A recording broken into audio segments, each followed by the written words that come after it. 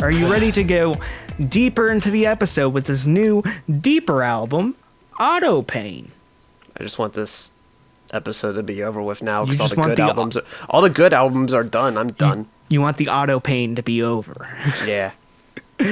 Deeper is a Chicago indie rock / post-punk trio consisting of singer and guitarist Nick Grohl, almost said Nick Grohl? Grohl, which is the brother of Dave Grohl, bassist Drew McBride, brother of Danny McBride, and Obviously. drummer Shiraz Bhatti. Who has no famous brother. Yeah, no famous brother. No. And it's driving him Bhatti. That was terrible. It was terrible. I loved it I hate it. so much.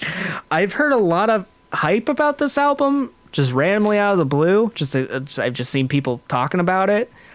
Never heard of this band before. Have no experience with their last self-titled debut album. So I was interested to see what all the hype was about. And then I discovered their Bandcamp page. Always a mistake. And it described this album, and I'm just going to explain it. So they compare this to Aldous Huxley's Brave New World. Auto pain is a concept meant to be an inverse to soma, a pill in the book which makes everything numb. The idea is auto pain to epitomize the desire to return to a connection with thoughts and clarity, which comes at the expense of feeling everything simultaneously. So I'm just going to ask one quick question. Have you read Brave New World by any chance? I lied and said I did, remember? For class. Oh, right. Yeah, I 'Cause actually have read it.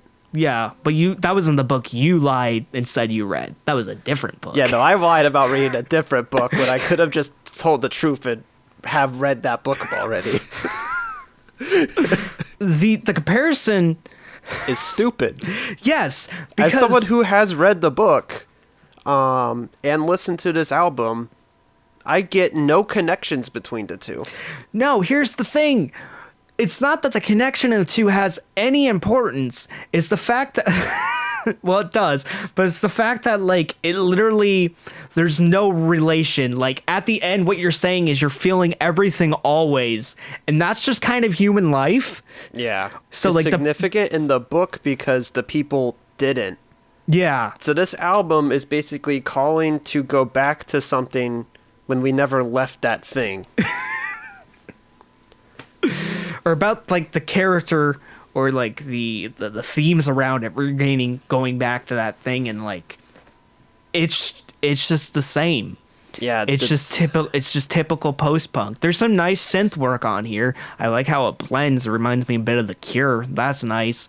But it also reminds me like other contemporary indie rock post-punk bands like Flower Truck, which I haven't thought of that band in a while, but also Out is a good one.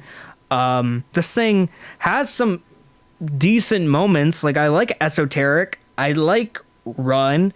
I like The Knife. Like there's fun tracks on here, but at the end it's just like the themes are just generic. Yeah, it's an album that's fun to listen to, like in the moment, because it's a good example of just the basic elements of this genre that's really over fucking done right now. But because it's from a genre that's really fucking overdone right now, and it doesn't really do anything to set itself aside, when I'm not listening to it, all of the memories of it just mix in with everything else from that genre, and it doesn't do anything to stand out at all. And that's this album. I don't have too much to say. Like there really isn't a lot of distinctive elements that stand out, except for the lyricism being just it wants to be it's depicting itself as something grander in nature, but at the end it's just like having emotions.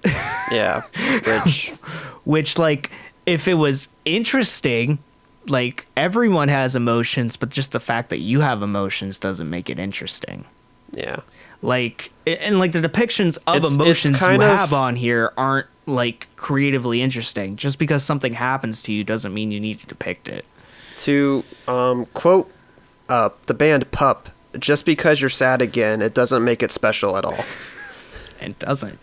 Yeah, this is just I don't understand why it's popular, but also Fontaine's DC is popular, so I guess nothing really can truly be explained. Yeah, you know, people just don't always have good taste. Yeah, this wasn't the worst record I ever listened to, but it really just doesn't serve a purpose, and I don't understand why people are talking about it all of a sudden. If you like the genre, give it a listen, but Maybe. But if you like the genre, you probably already heard this. yeah, and Like you probably something also similar to this. have a ton of better bands that you could listen to from that genre. Yeah. Probably like already queued up on your Spotify. Yeah, keeping in mind those scores, if you tell me this right now, I'm feeling a 3-4 on this. I feel like it's not bad, so I'll give it like a 5 because it's just so down the road middle, but like it's still a why. Why is Yeah. this getting so much hype?